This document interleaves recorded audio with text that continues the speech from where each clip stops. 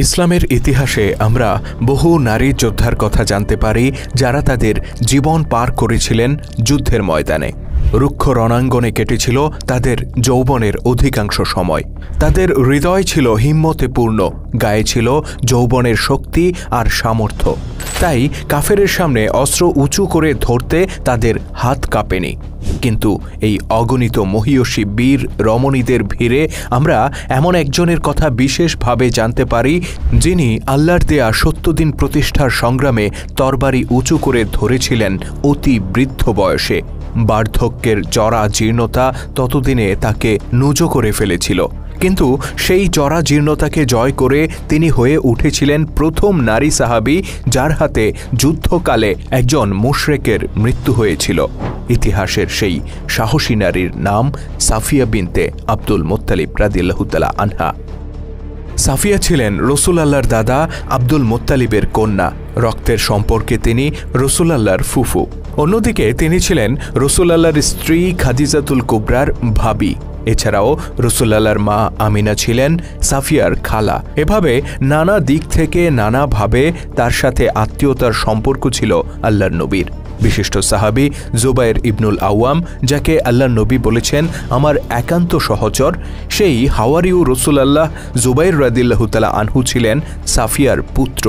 কিন্তু এত সব পরিচয়ের মাঝেও তার সবচেয়ে বড় পরিচয়, তিনি ছিলেন ইসলামের একজন লড়াকু যোদ্ধা, যিনি বৃদ্ধ বয়সে যুদ্ধের বিপদসংকুল ময়দানে ছুটে গিয়েছিলেন আর হয়ে উঠেছিলেন প্রথম মুসলিম নারী যার আঘাতে এক মুশরিকের মৃত্যু হয়েছিল।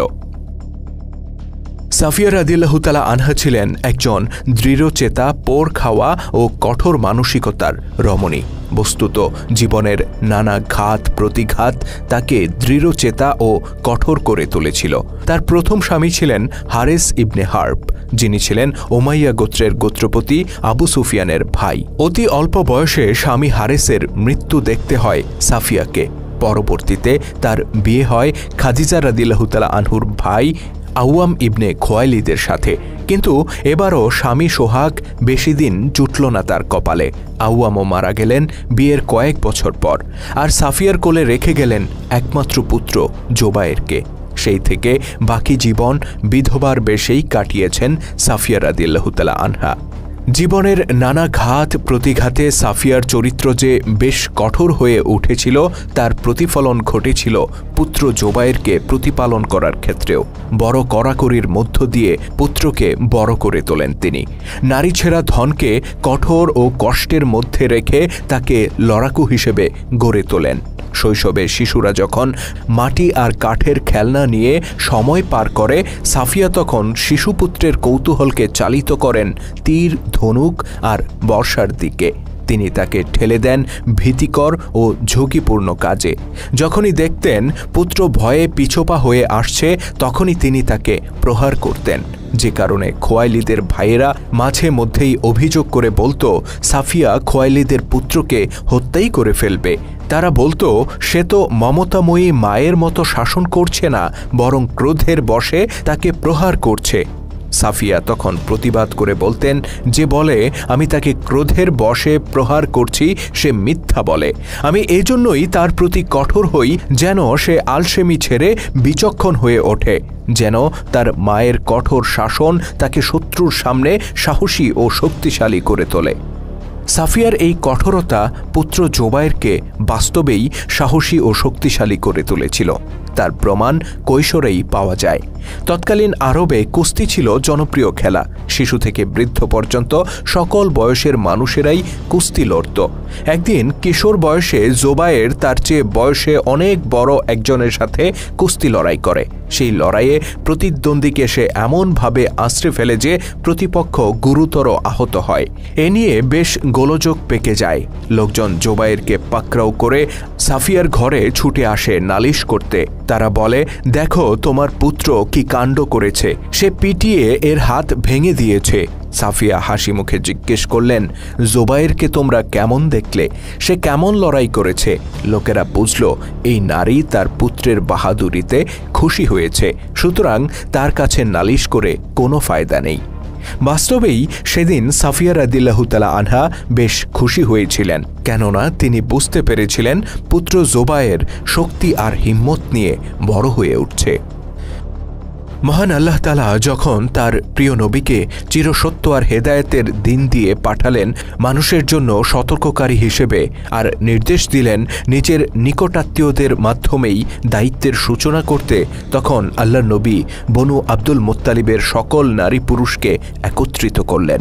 তিনি বললেন, ওহে আব্দুল মুত্তালিবের বংশধরেরা, যদি তোমাদের উপর আযাব এসে পড়ে তবে তা ঠেকানোর কোনো ক্ষমতা আমার নেই, তোমাদের কোনো উপকারই আমি করতে পারব না।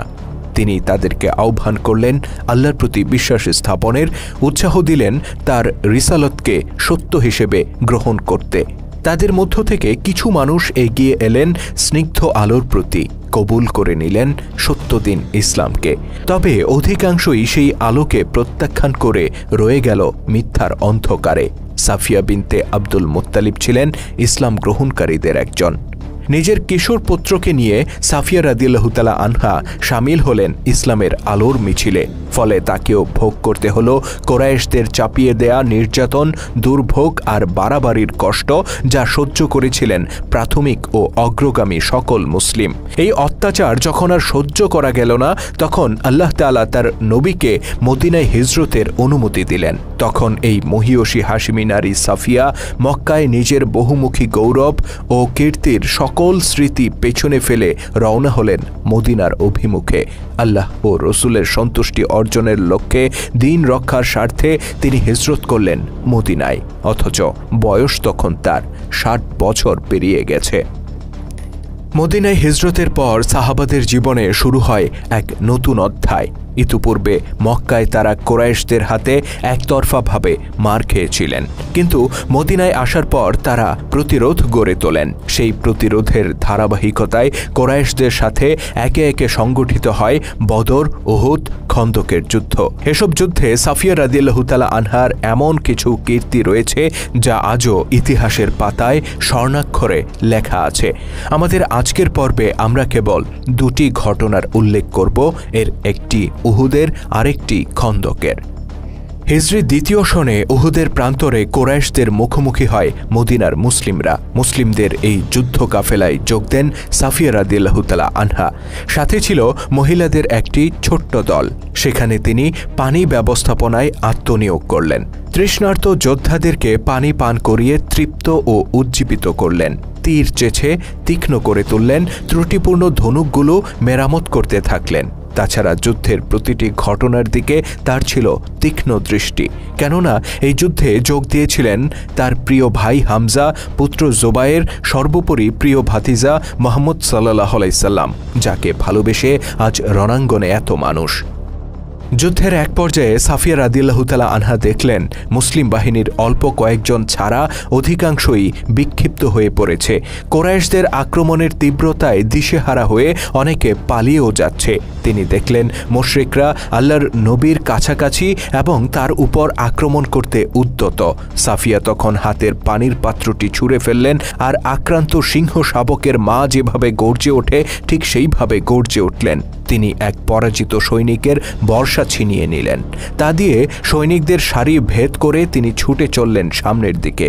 পলায়নরত মুসলিম সৈনিকদের লক্ষ্য করে তিনি চিৎকার করে বললেন, ওহে কাপুরুষের দল, আল্লাহর নবীকে ফেলে তোমরা কোথায় যাচ্ছ? আল্লাহর কাছে কি করে মুখ দেখাবে তোমরা? রাসূলুল্লাহ সাল্লাল্লাহু আলাইহি সাল্লাম যখন সাফিয়াকে এগিয়ে আসতে দেখলেন, তার আশঙ্কা হলো সাফিয়া তার নিহত ভাই হামজা রাদিয়াল্লাহু তাআলা আনহুর লাশ দেখলে হয়তো সহ্য করতে পারবেন না, কেননা মুশরিকরা হামজা রাদিয়াল্লাহু তাআলা আনহুর লাশ অত্যন্ত কুৎসিতভাবে বিকৃত করে ফেলেছে। তিনি জুবাইর রাদিয়াল্লাহু তাআলা আনহুকে বললেন, তোমার মাকে ফেরাও, তাকে এদিকে আসতে দিও না। জুবাইর রাদিয়াল্লাহু তাআলা আনহু ছুটে গিয়ে বললেন, আম্মাজান, আপনি থেমে যান, আল্লাহ নবী আপনাকে এদিকে আসতে বারণ করেছেন। সাফিয়া বললেন, কিন্তু কেন? আমি তো জানি আমার ভাইয়ের লাশ বিকৃত করা হয়েছে, তার এই কোরবানি তো আল্লাহর জন্য। একথা শুনে আল্লাহ নবী জুবাইরকে বললেন, তাকে যেতে দাও। জুবাইর তখন পথ ছেড়ে দিলেন। যুদ্ধ যখন শেষ হলো, সাফিয়া রাদিয়াল্লাহু তাআলা আনহা তার ভাই হামজার লাশের কাছে গেলেন। তিনি দেখলেন তার প্রিয় ভাইয়ের পেট ফেরে কলিজা বের করে আনা হয়েছে, তার নাক কান কেটে ফেলা হয়েছে, চেহারা বিকৃত করে ফেলা হয়েছে। তিনি তার জন্য আল্লাহর দরবারে দুহাত তুলে মাগফিরাত কামনা করলেন। তিনি বললেন, সবকিছুই আল্লাহর দিনের খাতিরে হয়েছে, এতে আমার কোনো অসন্তুষ্টি নেই। আল্লাহর ফয়সালায় আমি সন্তুষ্ট, আমি আল্লাহর কাছে সম্পূর্ণ সমর্পিত। আল্লাহর কসম, আজ আমি সবর ধারণ করব। আমি মনে করব আমার এই বিপদ আল্লাহর দিনের জন্য এবং আল্লাহ এর পূর্ণ প্রতিদান আমাকে অবশ্যই দেবেন। ওহুদের 2 বছর পর সংগঠিত হয় খন্দকের যুদ্ধ। এই যুদ্ধে বৃদ্ধা সাফিয়া রাদিয়াল্লাহু তাআলা আনহা এমন এক কীর্তি গড়ে তোলেন যা ছিল এক রুদ্ধশ্বাস কাহিনী, যার পরতে পরতে তার বুদ্ধি ও বিচক্ষণতা প্রস্ফুটিত, সাহসিকতা ও সংকল্প প্রকাশিত। খন্দকের যুদ্ধকালে আল্লাহ নবী সকল পুরুষ সাহাবীদেরকে নিয়ে মদিনার চারপাশে পরীক্ষা খনন করেছিলেন। নারীদেরকে তিনি রেখে গিয়েছিলেন শহরের অভ্যন্তরে একটি সুরক্ষিত দুর্গে। সাফিয়া রাদিয়াল্লাহু তাআলা আনহাও ওই দুর্গেই অবস্থান করছিলেন। দুর্গটির মালিক ছিলেন মদিনার বিশিষ্ট কবি হাসান ইবনে সাবিত রাদিয়াল্লাহু তাআলা আনহু। এটাই ছিল তৎকালীন মদিনার সবচেয়ে সুরক্ষিত দুর্গ। পুরুষরা ওই সময় পরীক্ষার আশেপাশে কাফির বাহিনীর মুখোমুখি অবস্থানে ছিলেন। নারী ও শিশুদের উপর শত্রুর আক্রমণ হলে তা প্রতিহত করার মতো কোনো বন্দোবস্ত ছিল না। অবশ্য পরীক্ষাবেষ্টিত মদিনা শহরের অভ্যন্তরে অবস্থিত এই দুর্গে শত্রুর হামলার তেমন কোনো আশঙ্কাও ছিল না। কিন্তু হঠাৎ করেই খবর রটে যায়, মদিনায় বসবাসকারী বনু কুরাইজা গোত্রের ইহুদিরা গোপনে কুরাইশ মুশরিকদের সাথে হাত মিলিয়েছে। তারা মদিনা সনদের চুক্তি লঙ্ঘন করে শত্রুর সাথে একাট্টা হয়েছে। ফলশ্রুতিতে বিশ্বাসঘাতক ইহুদিদের পক্ষ থেকে যে কোনো সময় দুর্গে অবস্থানরত নারীদের উপর হামলার সম্ভাবনা দেখা দেয়। এই অবস্থায় নারীদের সুরক্ষার জন্য মুসলিমদের একটি দলকে দুর্গ পাহারায় মোতায়েন করা জরুরি হয়ে পড়ে। কিন্তু বাস্তবতা হচ্ছে, রাসূলুল্লাহ তখন মাত্র 3000 যোদ্ধা নিয়ে 10,000 কাফিরের মোকাবেলা করছেন। এই অবস্থায় সম্মুখ যুদ্ধক্ষেত্র থেকে কিছু সৈন্যকে সরিয়ে দুর্গ পাহারায় মোতায়েন করা অসম্ভব ছিল। এদিকে নারীদের নিরাপত্তায় কবি হাসানের দুর্গে কোনো পুরুষ দল মোতায়েন আছে কিনা তা ইহুদিদের অজানা ছিল। বনু কুরাইজার লোকেরা এই বিষয়টি নিশ্চিত হওয়ার জন্য একদিন ভোর রাতে গুপ্তচর পাঠিয়ে দেয়। সময়টা ছিল ফজরের নামাজের ঠিক আগে বা পরে। সাফিয়া রাদিয়াল্লাহু তাআলা আনহা দুর্গের নিকটে একটি ছায়ামূর্তির নড়াচড়া লক্ষ্য করেন। তিনি কান পেতে তীক্ষ্ণ দৃষ্টি রাখেন। হঠাৎ করেই দেখতে পান এক ইহুদি দুর্গের দিকে সতর্কতার সাথে এগিয়ে আসছে। সাফিয়া উপলব্ধি করলেন শয়তানটি জানার চেষ্টা করছে এই দুর্গে কোনো পুরুষ আছে নাকি শুধু নারী শিশুরা রয়েছে। সাফিয়া জানতেন, লোকটি যদি দুর্গের প্রকৃত পরিস্থিতির খবর তার গোত্রের কাছে পৌঁছে দেয় তাহলে ইহুদিরা অবশ্যই এই দুর্গে আক্রমণ করবে। মুসলিমদের জন্য এটা হবে এক ভয়াবহ বিপদ ও বিপর্যয়ের কারণ। তিনি সিদ্ধান্ত নিলেন ইহুদি লোকটিকে কিছুতেই সশরীরে ফিরে যেতে দেয়া যাবে না। সাফিয়া রাদিয়াল্লাহু তাআলা আনহা দ্রুত দুর্গের মালিক কবি হাসানের কাছে ছুটে গেলেন, কেননা এখানে পুরুষ বলতে ওই একজনই ছিলেন। তিনি হাসানকে বললেন, আমি এক ইহুদিকে দেখলাম দুর্গের কাছে ঘোরাঘুরি করছে। সে হয়তো তার গোত্রের পক্ষ থেকে গুপ্তচর হিসেবে এসেছে। তুমি তো জানো আল্লাহর নবী যুদ্ধক্ষেত্রের সম্মুখে ব্যস্ত।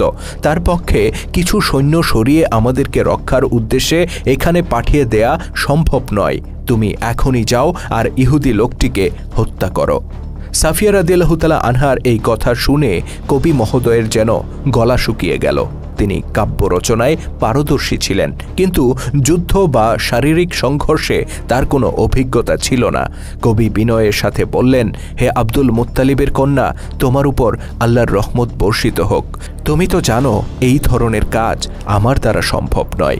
সাফিয়া বুঝলেন যা করার তাকেই করতে হবে।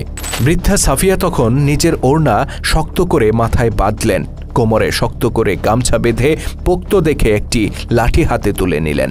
তারপর নেমে আসলেন দুর্গের প্রধান ফটকের কাছে। নিজেকে আড়াল করে তিনি সতর্ক দৃষ্টিতে আল্লাহর দুশমনকে নিরীক্ষণ করতে থাকলেন। এক পর্যায়ে লোকটি তার হাতের নাগালের মধ্যে চলে আসে, আর তখনই সাফিয়া তার মাথায় বসিয়ে দেন একটি জুৎসই আঘাত। কিছু বুঝে ওঠার আগেই লোকটি ধপাস করে মাটিতে পড়ে যায়। অবিলম্বে আরও বেশ কয়েকটি আঘাত করে সাফিয়া তার প্রাণ প্রদীপ নিভিয়ে দেন। এদিকে ইহুদি গোত্রের বিশিষ্ট ব্যক্তিরা অপেক্ষা করছিল ওই গুপ্তচরের ফিরে আসার জন্য, কিন্তু সকাল পেরিয়ে বেশ বেলা হয়ে গেলেও যখন লোকটি ফিরে এলো না, তখন তারা নিজেদের মধ্যে বলাবলি করতে লাগলো দুর্গের লোকেরা নিশ্চয়ই তাকে ধরে ফেলেছে আর হত্যা করেছে। নিঃসন্দেহে মোহাম্মদ নারী ও শিশুদেরকে অসহায় অবস্থায় ফেলে রেখে যায়নি, বরং তাদের সুরক্ষার জন্য অবশ্যই দুর্গে একদল পুরুষ রয়ে গেছে। এভাবেই সেদিন সাফিয়া রাদিয়াল্লাহু তাআলা আনহা তার বুদ্ধিমত্তা ও সাহসিকতার মাধ্যমে শত্রুদের মধ্যে আতঙ্ক সৃষ্টি করেছিলেন এবং অরক্ষিত নারীদের নিরাপত্তা নিশ্চিত করেছিলেন। হযরত ওসমান রাদিয়াল্লাহু তাআলা আনহুর শাসনকালে ৩০ হিজরিতে মদিনায় ইন্তেকাল করেন ইসলামের এই মহিয়সী নারী। মদিনার জান্নাতুল বাকিতে তাকে সমাহিত করা হয়। সাফিয়া রাদিয়াল্লাহু তাআলা আনহা ছিলেন ইসলামের ইতিহাসে এমন একজন নারী যিনি অতি বৃদ্ধ বয়সে অবিচল হাতে শত্রুর মোকাবেলা করেছিলেন। একজন পুরুষ যে কাজ করতে অপারগতা দেখিয়েছিল, নারী হয়ে তিনি সেই কাজ করেছিলেন এবং সেটাও অতি বৃদ্ধ বয়সে। তিনি ছিলেন মুসলিম নারীদের এক অনন্য দৃষ্টান্ত, যিনি স্বামীর মৃত্যুর পর একার হাতে সন্তানের লালন পালন করেছেন আর তাকে একজন আদর্শ মানুষ হিসেবে গড়ে তুলেছিলেন। নিজের ভাইয়ের ক্ষত বিক্ষত বিকৃত মরদেহ দেখেও তিনি সবর ধারণ করেছিলেন, আল্লাহর জন্য হাসি মুখে তা মেনে নিয়েছিলেন। আল্লাহ তাআলা তাকে জান্নাতের সুউচ্চ মাকাম দান করুন, আমিন।